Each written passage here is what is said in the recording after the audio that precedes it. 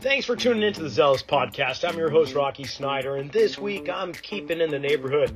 I'm going over the hill to the Bay FC. That's right, the National Women's Soccer League has a new team, and it's Bay FC. Their sports scientist, Gaby Smith, is my guest this week, and we're going to be talking all about sports science.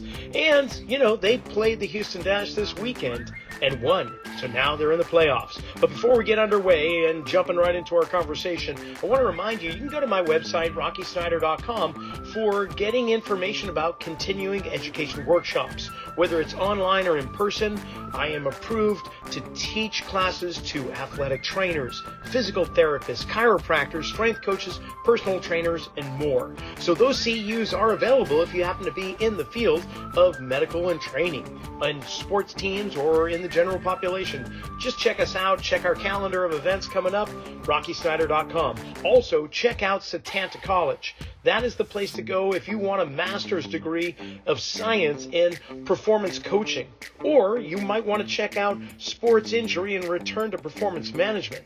They also have two tracks. One is applied sports biomechanics and movement science, and applied sport and exercise psychology. Go to setantacollege.com, enter RS10 for 10% off tuition today. Be sure to follow us on Instagram at Rocky_Snyder.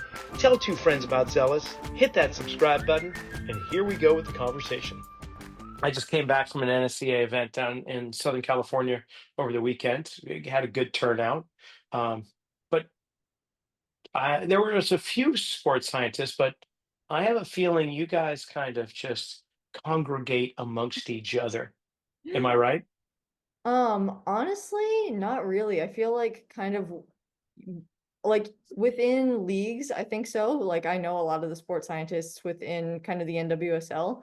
But I still think like there's so much room to kind of grow and connect as more of a community. I think like the NSCA has like groups on like Facebook and like LinkedIn and everything like that, but Yeah, it's right. still kind of when you go to these conferences and you find another sports scientist, it's like, oh wow, like there is someone else kind of out there doing the same thing. And I think even with the title sports science, like there's so many different ways you can go within it, and just hearing about kind of what other people are doing in the Yeah. field, it's like I didn't even know that was a thing. Like we were at I was up at a conference over the summer and just kind of talking to someone even with the Mariners, so different sport, but some of the things that they're looking at, I'm like, I never would have even thought that's a thing that you have to think about kind of in your world. That's just not relevant in mine.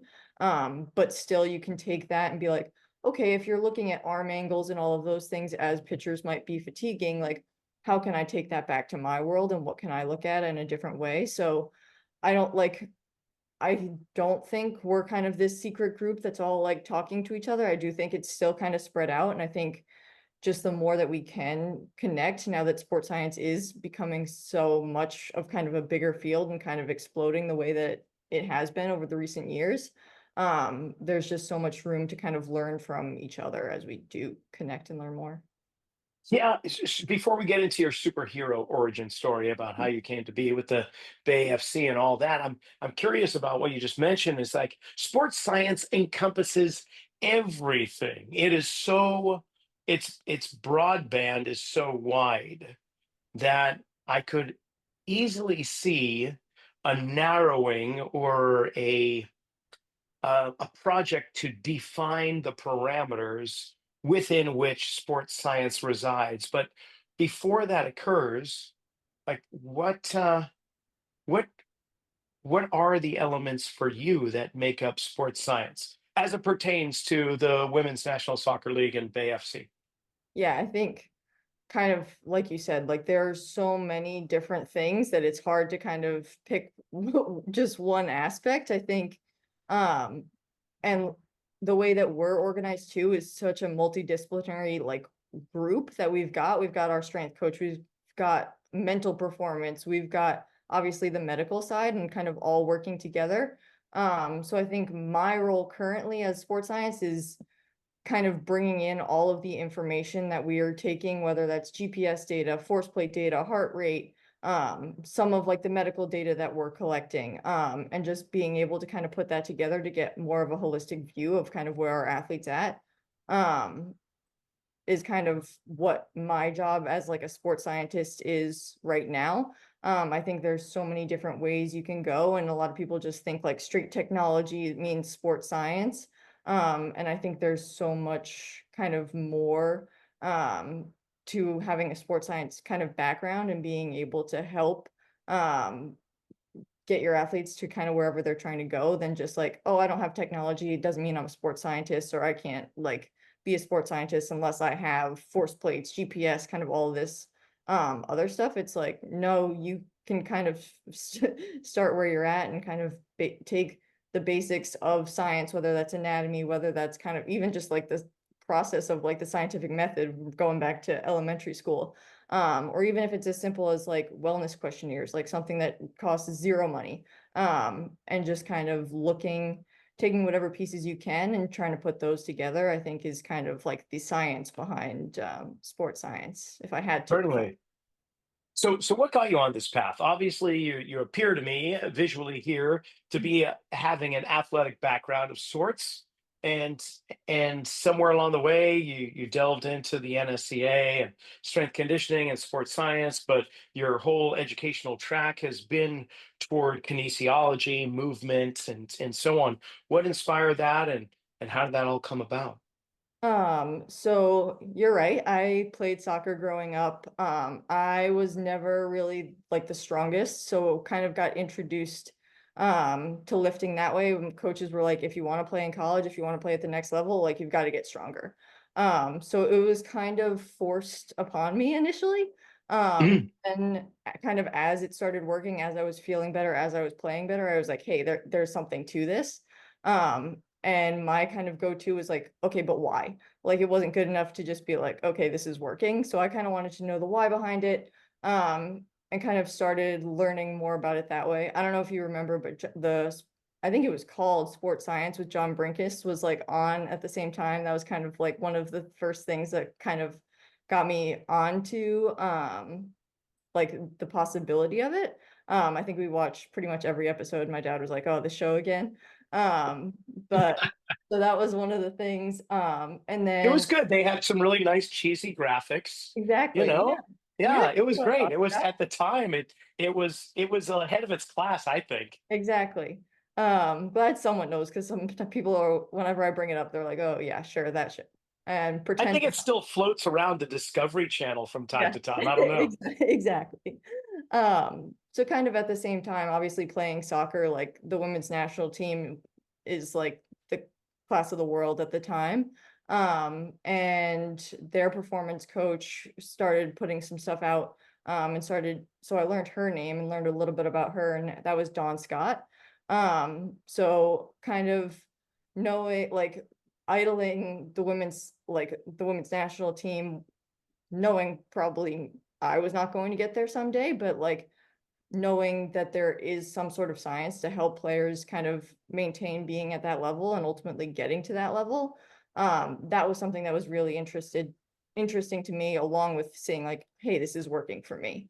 So kind of all at that time, getting ready to go to college, playing in college, it was kind of time to decide what I was going to do. And I was always like, that's something that's really interesting to me. But I committed to more of a business school to play. And I was like, both my parents are in business. I'm going to business school. Like, I'll figure something out. um, so kind of got through my first year and was like, this isn't it. I can't do the rest of my life sitting at a desk doing something that I don't want to do. Um, Honestly, at the time, like it wasn't really something that I thought I could make a career out of. And I was like, I don't know where this is gonna end up. Um, but kind of just went with it and ended up becoming a biology major. Um, I thought that I wanted to get more into the research side of things, like the Nike Sports Research Lab was something that I was really interested in as well, and kind of the biomechanics side. So I was like, okay, if I'm going to go to grad school, I'll just be a bio major. I know I'm going to have to kind of get another degree somewhere. Um, so kind of took the leap of faith that there was something that I was going to fall into, not really knowing what it was. It wasn't something that was familiar to me or to my family, just knowing like business is what everyone knew. Mhm. So then obviously after Bryant, went up to get my master's in exercise science at Northeastern. Um, Started to get more exposure in the lab, but really missed the team environment. Like that's what I grew up knowing. Like there's just something about being part of a team, working with teams, working with athletes that like you can't find other places. And that was something that was really special to me and something that I really missed. So being in the lab, I was like, this is cool, but like, I don't know if this is it either. Um, so my second year of my master's, I was an intern up at Harvard, with their strength and conditioning program. And that's kind of where I first got introduced to more of like the strength and conditioning side of things, really just getting kind of thrown in, working with teams. But up until that point, it was kind of like, okay, I think I want this. Oh, no, this isn't necessarily it, but these are the things that I can take from what isn't it to try to kind of narrow down to what I want to ultimately do. Very Um, cool. yeah, still wasn't really the sports science side of things, but kind of as at the time and even still today in a lot of settings, like you got to be a strength coach and a sports scientist, like more in, especially in the NWSL, like at the professional level, it's kind of getting split off, but definitely at the time it was like you got to be able to do it all. And that's kind of where the first kind of exposure to the sports science world kind of came in. Very good. And obviously you're looking for opportunities. It resonates within your story here, the internship with Harvard. So then you started going towards sports teams, looking outward from school, trying to get placed with a team or organization. Where did you start going from there? So as I was finishing up my master's, it was spring of 2020. So Oh, COVID, good timing. yeah, it was perfect timing. um, COVID kind of shut everything down up in Boston, kind of obviously everywhere. But I had another job kind of lined up for after I finished, and I was like, it was down in North Carolina. I was like, well, I could spend March in Boston, which, as you know, not exactly a fun time. Not the best weather, but so decided to move down to North Carolina a little bit early. I was going to have a couple weeks kind of just to figure out where I was and get settled. And literally on the plane, got the email being like, yep, we're shutting down until further notice. Like we don't know kind of when we'll open up again. Um, and honestly, I think that was probably one of the best things that happened to me. Because then I kind of one got a chance to breathe after being in school for 18 straight years. But also I kind of got an opportunity to look around and see what was there that was going to be really interesting and a really good fit for me. So luckily enough, Mike Young's facility down in North Carolina, Athletic Lab, was right there.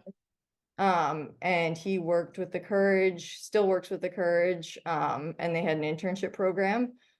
So I got to learn with him and work with the Courage, and kind of that's where I first was introduced to the NWSL, GPS technology, all the stuff he's got going on, and like one of the best experiences, like learned so much. Like honestly, so lucky that kind of everything else fell apart for that to be able to come together.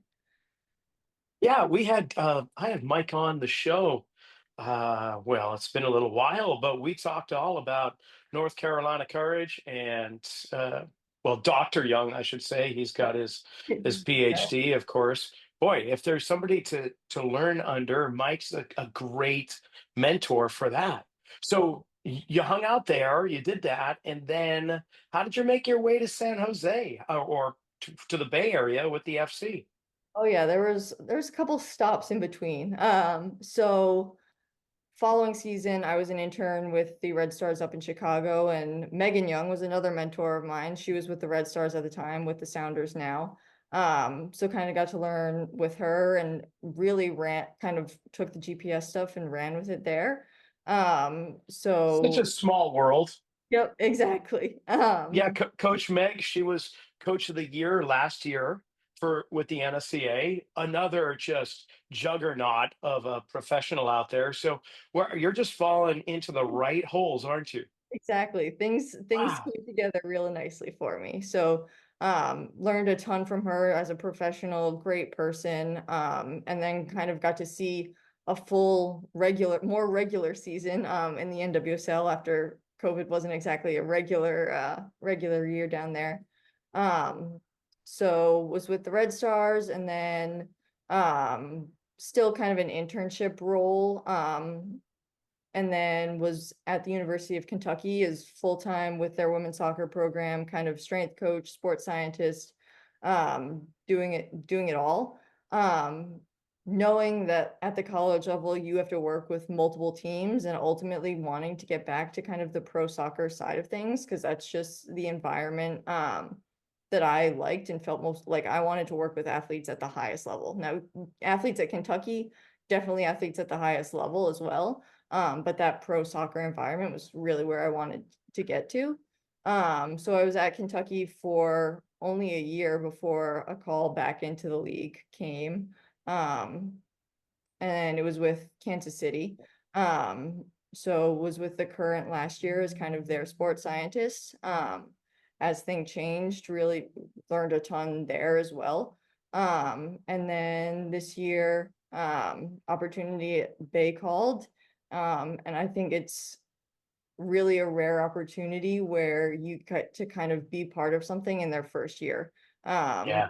It's not like we kind of get to build from the start. There is no like, well, this is how we've done it before, so this is how we're going to do it now. Like, we can kind of figure things out and build things the way that they should be, and the way that we are supported by staff, by ownership. Everything is just trying to create the best environment and ultimately be a world-class organization, which is something that I couldn't say no to. So Honestly, it's such a great opportunity to start something from scratch with the knowledge base that's existing in current time, and you're not going to be hamstringed by old ways, traditional kind of lore that somebody says, "Well, this has worked in the past. This is how it's going to be done for now." You just get a clean slate. So, with that, I'm excited for you, Gabby. So, especially when it comes to just having that opportunity to go, okay, where do we how do we put this recipe together? So for your perspective, I'm very curious to what are the big buckets when it comes to sports science for you and professional women's soccer? What are the things, what are the metrics that you want to glean from the athletes, from play, practice, and so on? yeah. So I think kind of one of the things that we kind of had to set the foundation on early on was like coming into an environment where we literally had nothing, was like, what are our big rocks? Like, we cannot do it all year one. If we do, we are going to be drowning. And if you try to do everything, you're going to do nothing. Yeah.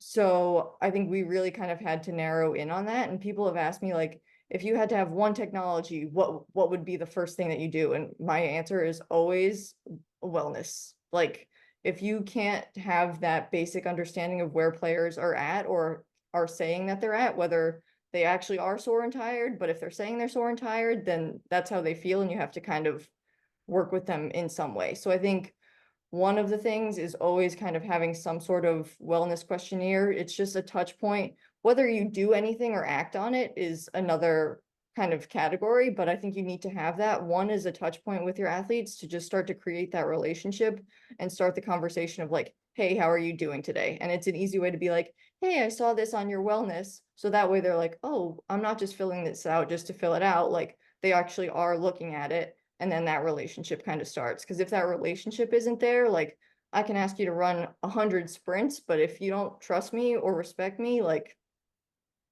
we can't really go anywhere from there.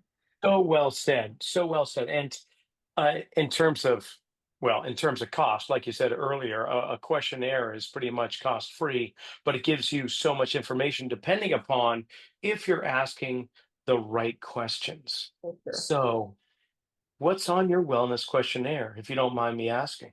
Yeah, so we keep it fairly simple. We'll go sleep quality, sleep duration.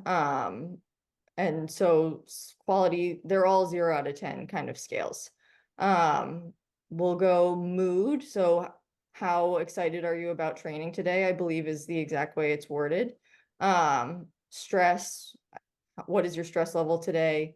And then are you experiencing any lower body soreness, and rate your fatigue. 0 to 10 are a big kind of 5 that we look at. And this is on some type of like software, whether it's Google Sheets or something else. Yeah, Uh, we use Kitman as ours, so it's just an app that they have on their phone. The league uses Kitman for their medical services, so that's what we've gone with. and so there's what, half a dozen questions then? 6, 7? Yep. And then they do this every day. They come to the stadium, come to the pitch. And so then you get the responses pretty much in real time before the day really begins. You do a review. Yep. So we'll look at them real time as they come in, see if there's anything that needs to be flagged, either with medical. They can also like leave comments, or if they want to, like there's a little body map, and you can say like my hamstrings are sore, and like click on that side of whichever's sore. So we'll review it kind of as a medical performance group, and then obviously if there's anything that flags, just kind of have touch points with players as they come in to kind of go over those. And then the software also shows trends over the course of many days, weeks, months, where you're saying, okay, well, this person has actually been feeling more stress as the season progresses. Let's see what's going on there. Yeah, so I'll export everything, and then I've got a whole Power BI dashboard thing that has all of kind of the trends for the entire season, break it down by week, month, kind of everything like that too. So, what would next be for your list, whether it's a wish list or you have it in place after a wellness questionnaire? What's next? What do you want to know about? Um, Uh, from my standpoint, probably GPS, and kind of just like, what are we doing? Not necessarily just like, you can then use that to say, yes, we can do more, yes, we can do less, but like, what are we doing right now, and how are players responding to that, I think is kind of the next question mark and box that has to get checked. I think a lot of work behind the scenes will go in with the coaches, just in terms of planning out what sessions of the week are going to look like, what days are we doing certain things, because there is obviously a way that the week should be laid out to help players kind of prepare for the weekend when we play, and then obviously kind of recovering from the harder sessions that we have throughout the week. And currently, you only have matches on the weekend. You don't have a midweek match. This year, yeah, it was one game per week. Last year we had a couple 3-game weeks where there was a midweek game thrown right in there. That's much easier in regards to programming, isn't it? Yeah, for Yeah, you sure. don't have to worry about 2 game day -1 in 1 week or plus ones or anything else. You can prepare a little bit more with a little bit more creative license, I'm sure. So, okay, so answer me this, Batman. How about if let's just take it's game day. They're playing on the weekend.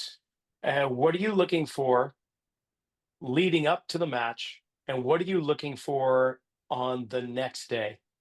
Yep. So kind of leading up to the match throughout the training week, how I do it, I know there's kind of a handful of different ways that it can be done. I will take kind of like a top game output and use that kind of as their reference. And then throughout the training week, look to get a certain percentage of that throughout the week. So whether it's, this is what they usually get in a game for total distance, okay, for the week, I want to be at 150% of that for our 4 kind of training days. And the same thing for like high speed running, sprinting. I like that personally, because then you can talk with coaches and be like, everything is in reference to the game, because that's the most stressful thing you're going to have to do. So let's make it in reference to that, rather than being like, everyone's got to get 100 and whatever meters of however much. Well, in a game, you might have 3 times as much sprint distance as someone else, so we can't all have the same kind of targets to hit throughout the week. So I that's see. kind of building up through the So cumulatively over the course of say 4 days, you want to try to get about over 100% of what they're going to do in a match, just week. so that there's a little overload principle. They're feeding into that stress. They're going to have to recover, but then when the match comes around, it's going to be less than what they've been having through the week.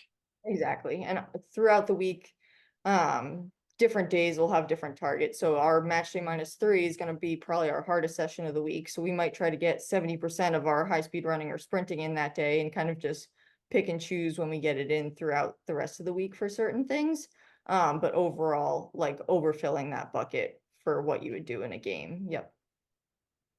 And when it comes to sleep, are you just monitoring that through the questionnaire, or are they utilizing some type of wearable tech?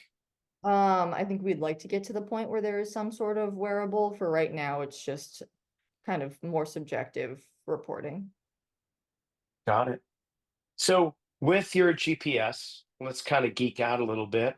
What are the major metrics you're looking for GPS? Are you looking for uh, a peak performance, level of fatigue, distance, highest speed, average speed? What is it you look at? Um, I think it kind of depends on the session and depends who you're talking to. I think high speed running and sprint distance are big ones. Just for kind of within this league, it's so athletic and so transitional. That if you're kind of not either getting that in the week leading up to the game, like you're probably going to struggle on the weekend, just the way that teams play. And then obviously max speed. Every week we look to hit above, I like to hit above 95%. I think a lot of people are good with like 90%, but I like 95% of your max speed, ideally twice throughout the week, just for hamstring, kind of getting that sprint exposure, are kind of two of the major buckets. And then obviously looking at kind of XLs, D cells, knowing that those are going to be a lot more fatiguing than kind of just constant straight line running. And how do we still get the exposure that we need to make sure that we're sharp through those change of direction movements, but not blowing the gas out kind of close to games. Um, and I think obviously you have to kind of look at global volume, but I think that's kind of lower on the list than the high speed running, the sprinting, all of the change of direction and the more kind of fatiguing things, but definitely making sure we're hitting those top end speeds at least once a week. Hopefully one happens in the game as well, but ideally kind of twice throughout the training week. And so this is, although it's science, it's not an exact science. Obviously, you're tweaking things. Are there any surprises that have come across your desk that you, or things you weren't expecting? Let's just put it that way, going, huh, I thought we would see a dip here because of that, but in fact, we're seeing a spike. Anything like that that you can kind of share?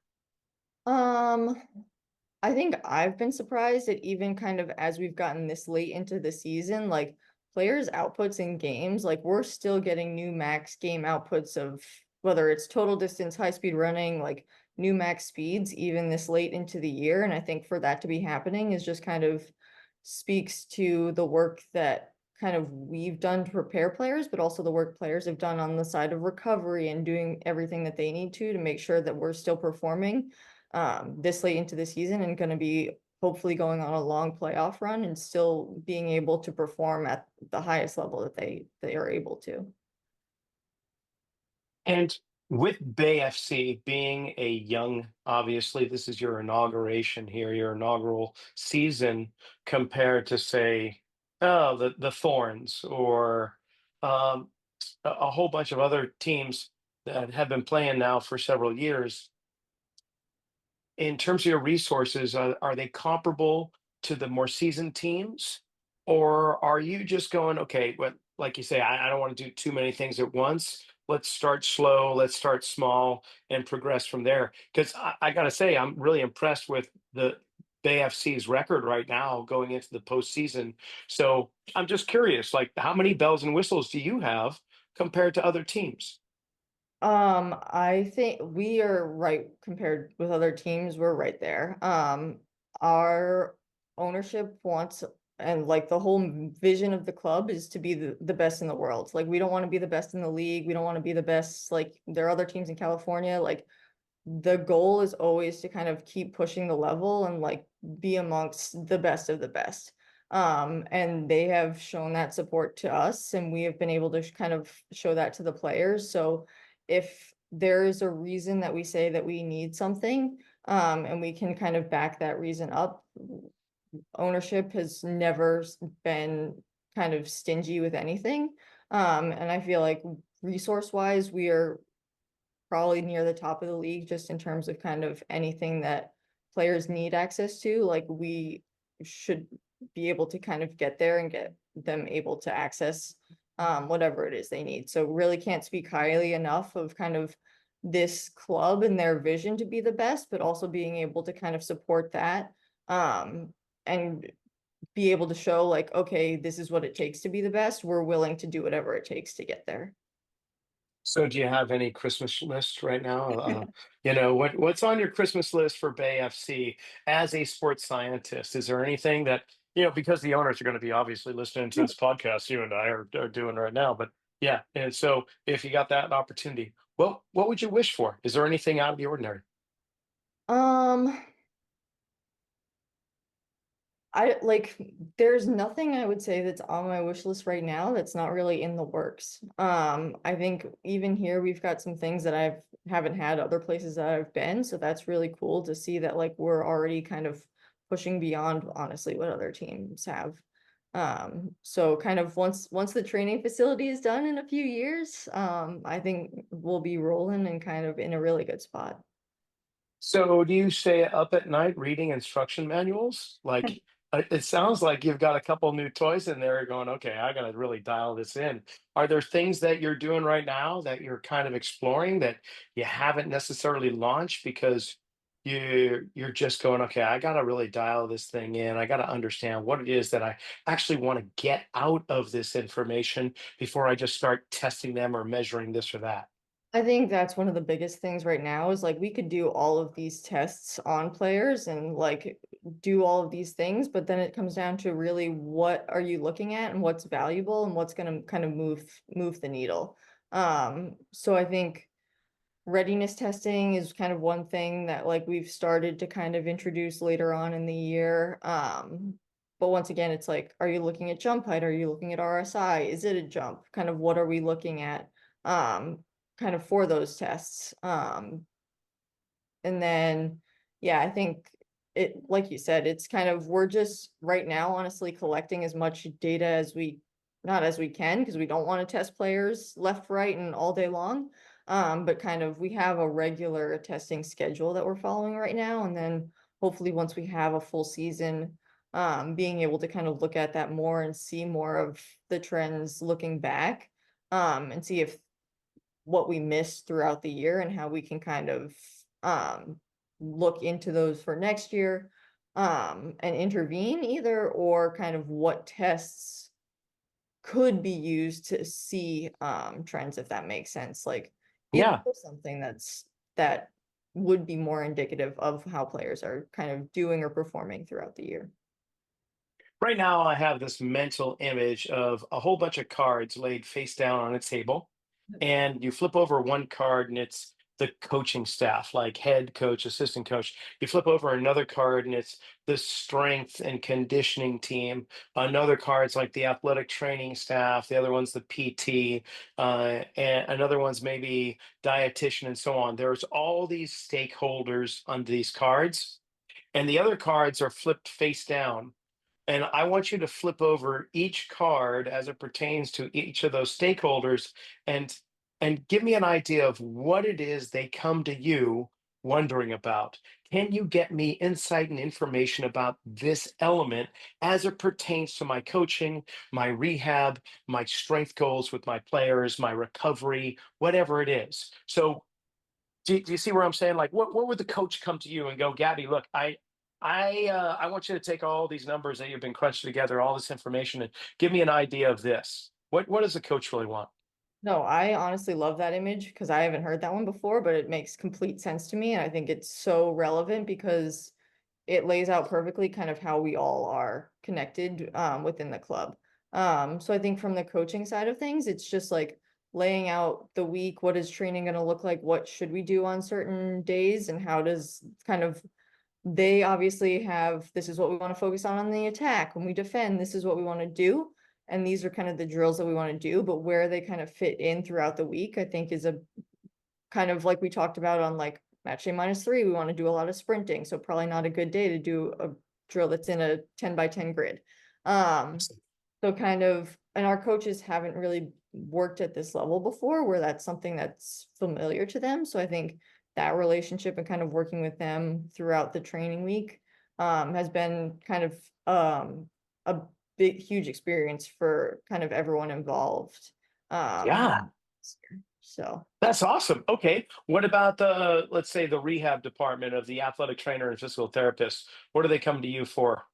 Obviously return to play is kind of, unfortunately injuries happen all the time. So just whether that's kind of if someone's out for a week or for 6 weeks, kind of how does that load? How can we kind of periodize that properly and progress them?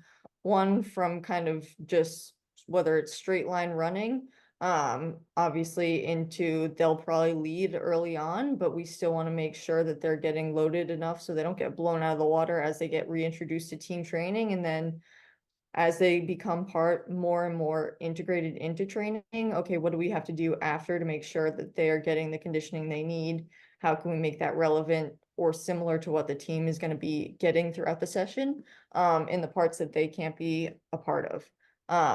And then kind of obviously debriefing and kind of making sure that we're all on the same page from a load perspective. Also kind of helping design any sessions if that's something that kind of needs to happen too, is we're collaborating a lot just in terms of like what are they going to be doing on the field before they get back into either the team environment or working with the coaches more closely. And you play around with load considerably with the strength coaches as well. Do you have a say in that, or they just kind of they set that up with their own periodized program or however they're putting it together? No, we only have one strength coach on staff right now and myself, and we work closely all the time. Like we bounce back ideas back and forth off of each other, whether it's this is what we're doing in the gym, how does that relate to what we're doing on the field? And I'll vice versa. I'll be like, this is what we're doing on the field. This week is going to be more of a deload week. How is that going to be reflected in the gym, or vice versa? So we work really closely, honestly, hand in hand. Like I'm in the gym, he's on the field, like we're kind of side by side all the time.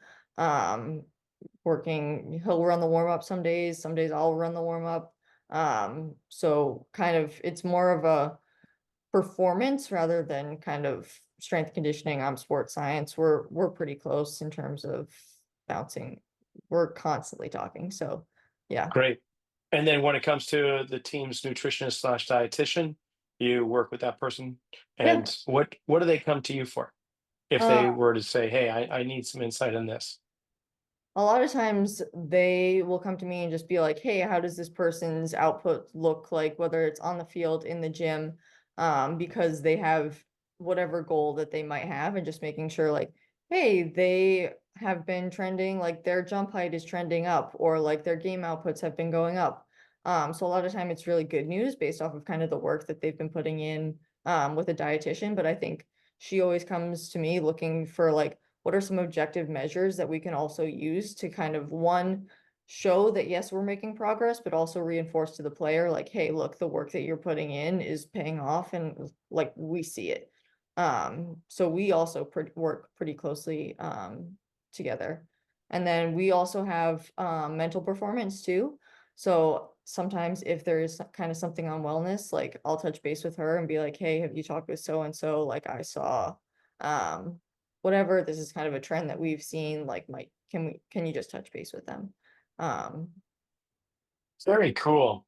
You mentioned in some ways buy-in with the players when we were talking about the wellness questionnaire and oh cool, you're actually looking at these and you're engaging with me.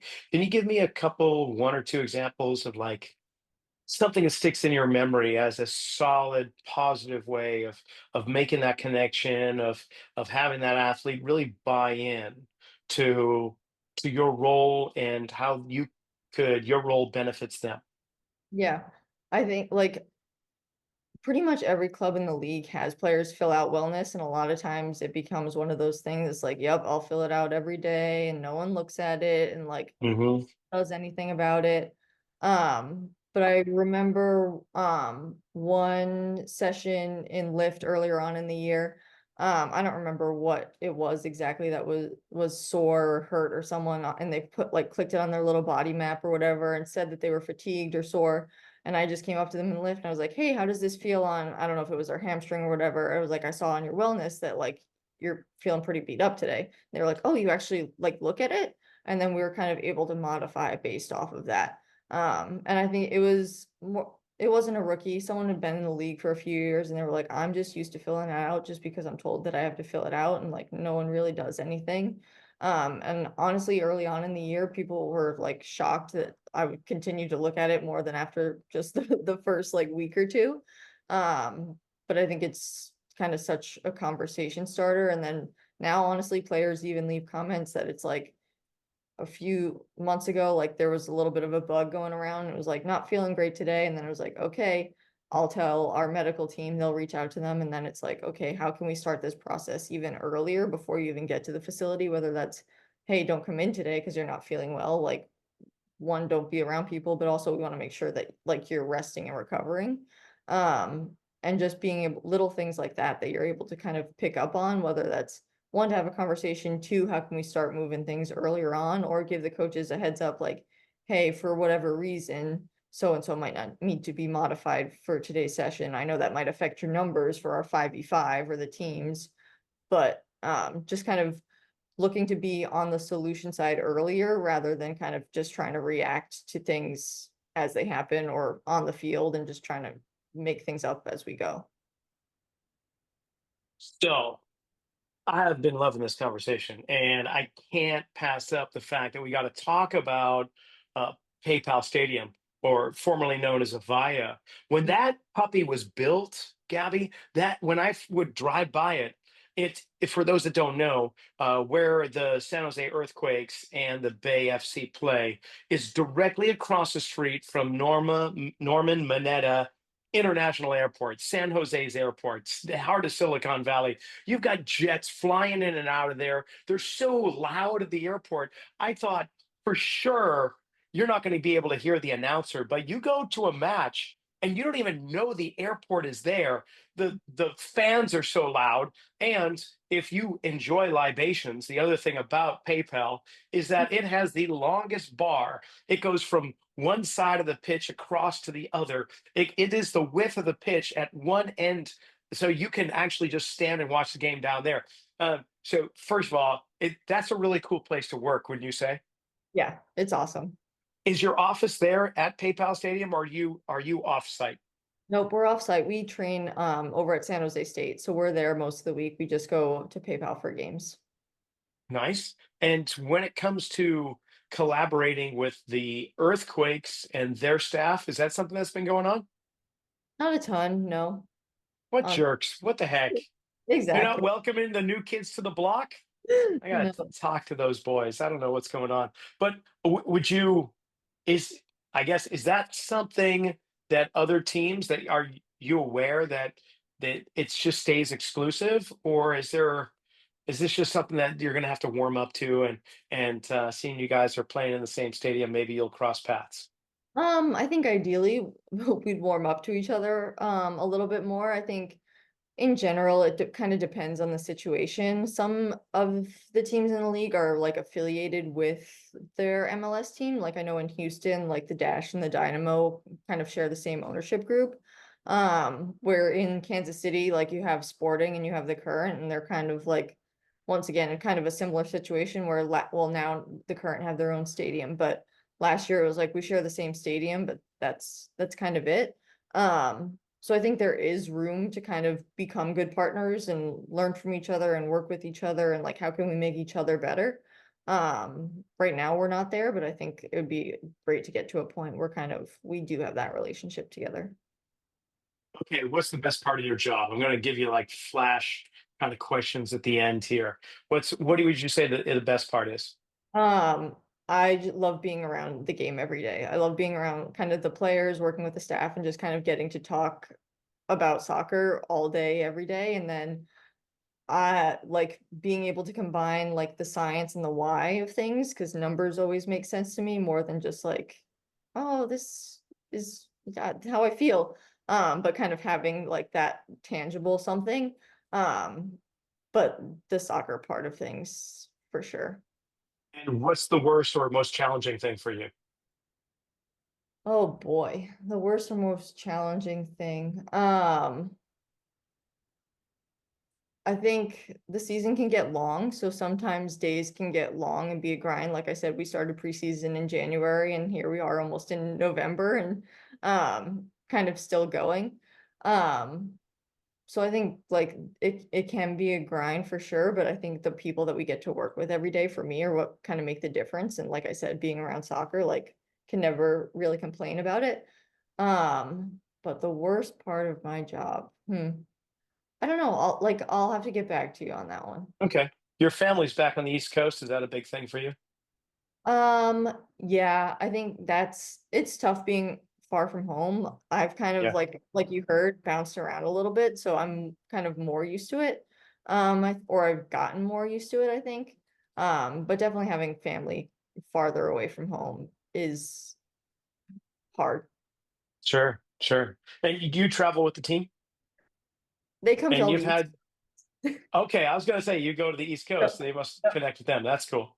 I'm an only All right, child now, too, so oh, well, they come to they me a must come little bit out more. here a Yeah. little bit. Yes.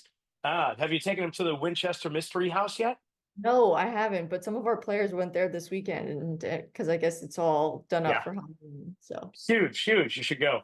Or any Friday the 13th or full moon, you should get okay. some of your players or coworkers and head over there. Speaking of heading over, you're not that far from Santa Cruz, and you grew up in Rhode Island, which, believe it or not, has some amazing surf. Yep. Block Island and just along the coastline, obviously. I don't know if you grew up surfing. Have you been over to Santa Cruz? Have you come to my neck of the woods? Yep. I was over there once. Once I got out here after being in Kansas City last year, I had to go to the beach and make sure like the beach is still the beach is still a thing. There's still an ocean out there. So definitely been out there. Love Yeah, it. I've been combing the sand every day waiting your arrival. So I'm glad you enjoyed it. That's good. So if people want to kind of follow you, of course, I'm going to put the Bay FC website up there so it links. But do you do any social media? I mean, we connected through LinkedIn, but do you do Instagram? You're too young to do Facebook, so I don't know. What do you do? Do you tweeting? Are Oh. you on Threads, Snapchat? What are you doing?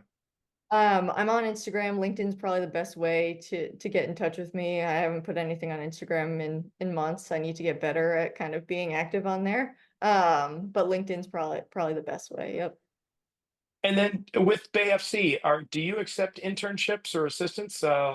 Any of the students at San Jose State or that may show interest in sports science, can they work with you? How does that go?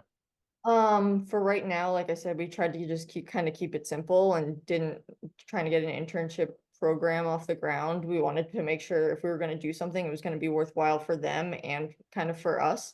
Cool. So not something that we had this year, just didn't have the structure for it, but it is something that we've kind of talked about starting in the future. Right on. Well, this has been fun. I really appreciate it. I can't wait to get over next season or maybe even the postseason, depending on how you guys do in the upcoming matches here. You've got two more regular season matches and then the playoffs. Just this weekend. One. Win and you're in. Oh, wait, is it home or away? Away. We're in Houston. Going against the Dash. All right. Well, I hope you just blot them right out. That would be great. Gabby, this has been great. I can't thank you enough for coming on. I learn something every time. It's such a selfish podcast in that way for me. And I really appreciate you being my teacher for this time. Oh, awesome. Thanks so much for having me. You got it. And that's it for this episode. Man, it was a good conversation with Gabby. I want to thank Gaby Smith, of course, and Bay FC. Good luck in the playoffs, and we hope that you make it to the finals. In the meantime, remember, you can go to my website, rockysnyder.com, for information, continuing education workshops, whole bunch of videos, blogs, and a whole bunch more. But don't forget also setantacollege.com if you're looking to get a master's of science in athletic performance or coaching. Follow us on Instagram if you haven't done that yet, Rocky_Snyder. Click that subscribe button. Don't be waiting. Tell 2 friends, because I want them on by next week. Have a great time.